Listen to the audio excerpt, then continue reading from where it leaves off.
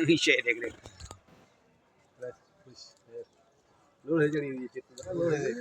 दोस्तों हमारे देहात की बकरियां देखिए ये छत के ऊपर भी चढ़ जाती हैं बगैर सीढ़ियों के, और ये अपना खाना तलाश करने के लिए देखें कहाँ से कहाँ जा पहुंचती हैं।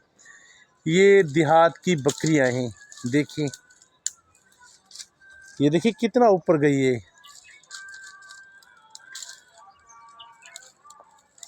ये देहात की बकरी,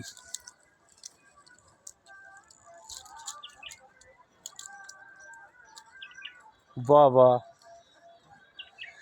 कहते हैं ना ज़रूरत ईजाद की माँ होती है।